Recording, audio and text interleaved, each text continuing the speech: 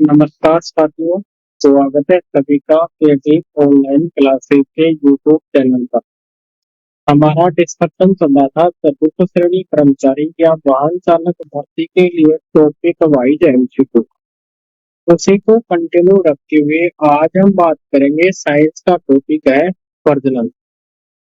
पहला क्वेश्चन दे रखा है कि भ्रूणीय अवस्था में पुरुष में वक्षण का वक्षण कोष में नहीं होना क्या कहलाता है। भ्रूणीय अवस्था के अंदर पुरुषों के अंदर जो वक्षण है वो वक्षण कोष में स्थित नहीं होता। तो इसे क्या कहते हैं, तो इसे कहते हैं cryptorchidism. Right answer option A. आगे बात करें कि शुक्राणु द्वारा ऊर्जा के लिए मुख्य रूप से उपयोग किया जाता है। शुक्राणुओं के द्वारा ऊर्जा के लिए मुख्य रूप से उपयोग किया जाता है, तो किसका उपयोग किया जाता है, ये किया जाता है फ्रक्टोज शर्करा। Right answer option A. आगे बात करें कि कार्पस लूटियम कोशिकाएं स्रावित करती। कार्पस लूटियम कोशिकाएं स्रावित करती कौन कौन से हार्मोन स्रावित करती हैं, प्रोजेस्टेरोन और oestrogen. Right answer option C. आगे बात करें कि मानव के संदर्भ में कौन सा विकल्प असत्य है। ये एक लैंगिक होते हैं, इनमें लैंगिक जनन होता है, ये द्विलैंगिक होते हैं, ये सजीव पर्जक होते हैं। तो कौन सा ऑप्शन गलत है, ऑप्शन दो, द्विलैंगिक होते हैं। तो राइट आंसर ऑप्शन सी।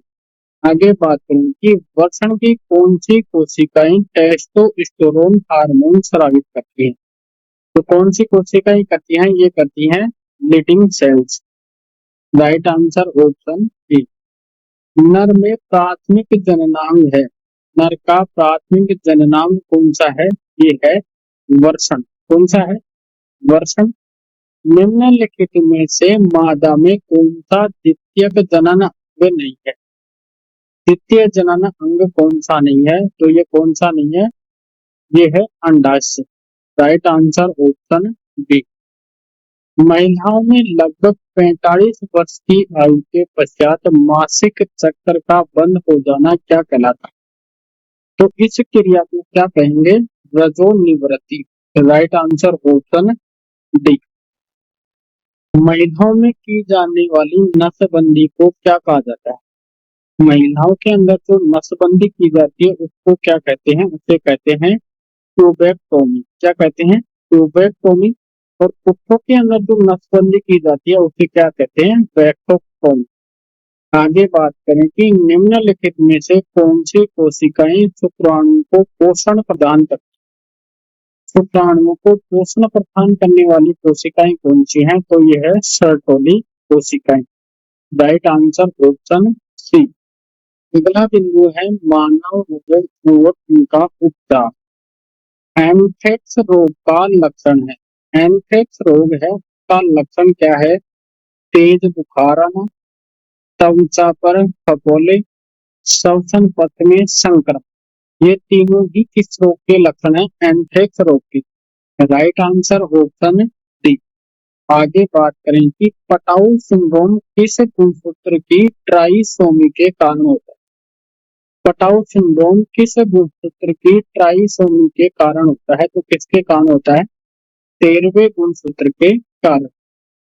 कुष्ठ रोग के लिए कौन सा परीक्षण किया जाता है। कुष्ठ रोग परीक्षण किसके द्वारा किया जाता है, तो ये किया जाता है लेप्रोमीन टेस्ट के द्वारा। तपेदिक रोग की जांच के लिए निम्नलिखित में से कौन सा परीक्षण किया जाता है। इसके लिए तपेदिक रोग की जांच के लिए कौन सा परीक्षण किया जाता है, ये किया जाता है Mantoux test. Right answer option B. Oral polio vaccine की खोज किसने की। ओरल पोलियो वैक्सीन की खोज किसने की, ये की थी साबिन ने। Right answer option B. Typhoid रोग में निम्नलिखित में से कौन सा अंग प्रभावित होता है। टाइफाइड के अंदर कौन सा शरीर का कौन सा अंग है जो प्रभावित होता है, ये होता है छोटी आंत। Right answer option C. Black foot रोग किस तत्व की अधिकता से होता है? कौन सा ब्लैक फुट रोग है वो किस तत्व की अधिकता से होता है? तो ये होता है आर्सेनिक की अधिकता से। सिक परीक्षण किस रोग की जांच हेतु किया जाता है? सिक परीक्षण किस रोग की जांच हेतु किया जाता है? तो ये किया जाता है डिप्थीरिया की जांच हेतु। निम्नलिखित में से कौन सा रोग कारक सुजाक रोग का है? कौन से रोग का? सुजाक रोग का कौन सा है रोग कारक? तो ये है Neisseria gonorrhoeae. Right answer option B.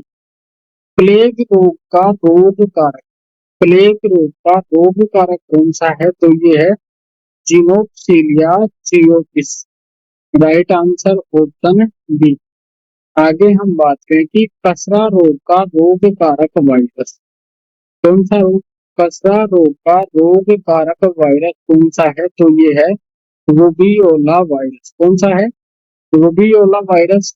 Vishu चिका या कोलेरा रोग में निम्न में से कौन सी वैक्सीन का प्रयोग किया जाता है? किसमें? विषु चिका या कोलेरा रोग में कौन सी वैक्सीन का प्रयोग किया जाता है? तो ये किया जाता है ड्यूकोरेल वैक्सीन का। Right answer option C. Covid 19 में प्रयुक्त कौन सी वैक्सीन निष्क्रिय वायरस आधारित है? कोविड वैक्सीन के अंदर जो टीके लगाए गए थे उसमें कौन सी वैक्सीन निष्क्रिय वायरस पर आधारित थी? तो ये थी कोवैक्सीन, सिनोवैक और सिनोफॉर्म। यानी तीनों ही किस पर आधारित थी? निष्क्रिय वायरस के ऊपर। Right answer option D. आगे हम बात करें कि निम्नलिखित में से कौन सा रोग वायरस जनित नहीं? वायरस जनित रोग कौन सा नहीं? तो कौन सा नहीं है? कालाजार। आगे बात करें कि आंत्रशोथ या मियादी बुखार का रोग कारक किसका? आंत्रशोथ या मियादी बुखार है उसका रोग कारक कौन सा है? तो ये है साल्मोटाइफी। Right answer option B. अगला बिंदु है अपशिष्ट प्रबंधन। निम्नलिखित में से कौन सा एक जैव अनअपघटनीय नहीं है? कैसा? जैव अनअपघटनीय नहीं है। कौन सा नहीं है? कृषि अपशिष्ट। आगे बात करें कि निम्नलिखित में से कौन सा कचरा सबसे खतरनाक और लंबे समय तक बना रहता है? कौन सा? ये नाभिकीय कचरा होता है वो सबसे खतरनाक होता है, वो सबसे लंबे समय तक पर्यावरण के अंदर बना। बैक्टीरिया, सूक्ष्म जीव, जीवाणु आदि के द्वारा पूरी तरह नष्ट होने वाला कचरा कहलाता है। किसके द्वारा? बैक्टीरिया हो या सूक्ष्म जीवाणु के द्वारा पूरी तरह से नष्ट होने वाला कचरा क्या कहलाता है? ये कहलाता है जैविक कचरा। घरेलू कचरा प्रबंधन में प्रयुक्त होने वाले डिब्बों के संदर्भ में असत्य कथन। हरा डिब्बा, इसमें फल सब्जी के छिलके एवं खराब भोजन की सामग्री को एकत्रित किया जाता है। तो ये कथन क्या है? सही। नीला डिब्बा, इसमें अजैविक अपशिष्ट सामग्री जैसे प्लास्टिक, कांच का कचरा एकत्रित किया जाता है।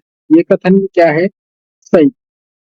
काला डब्बा, इसमें गैर खतरनाक और गैर विषैले औद्योगिक अपशिष्ट का कचरा एकत्रित किया जाता है। तो ये कथन क्या है? गलत।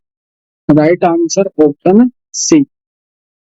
आगे बात करें कि प्राकृतिक संसाधन के रूप में खनिजों का प्रबंधन करने हेतु निम्नलिखित में से किस तकनीक का उपयोग किया जाता है? तो कौन सी तकनीक का उपयोग किया जाता है? 3R तकनीक। Right answer option C. आगे बात करें कि लेड फिल विधि कौन सी? लेड फिल विधि किस प्रकार के प्रदूषकों के निस्तारण हेतु अपनाई जाती है? तो ये अपनाई जाती है इलेक्ट्रॉनिक अपशिष्ट के लिए। Right answer option C. Basel संधि किस बारे में हुई? कौन सी संधि? बेसिल संधि किस बारे में हुई? ये हुई है विषैला कचरा के बारे में। Right answer option B. Bharat में BS6 वाहनों की बिक्री का प्रावधान किस तिथि से लागू? BS6 वाहनों की बिक्री का प्रावधान किस तिथि से लागू हुआ? तो ये हुआ 1 अप्रैल 2020 से। वे संसाधन जो प्रत्यक्ष या अप्रत्यक्ष रूप से पौधों की प्रकाश संश्लेषण के द्वारा निर्मित होते हैं कहलाते हैं। चाहे वो प्रत्यक्ष रूप से या अप्रत्यक्ष रूप से पौधों की प्रकाश संश्लेषण की क्रिया द्वारा निर्मित होते हैं, उसे हम क्या कहेंगे? जैविक संसाधन। Right answer option C. Last question की बात करें कि सिल्वीकल्चर किससे संबंधित है? सिल्वीकल्चर है वो किससे संबंधित है? तो ये है वनों के विकास में जनन से संबंधित। राइट आंसर ऑप्शन ए। यहाँ पर हमारा साइंस का टॉपिक वाइज क्वेश्चन कंप्लीट होते हैं। इसके आगे हम नेक्स्ट वीडियो के अंदर बात करेंगे। तब तक के लिए धन्यवाद दोस्तों। जय हिंद।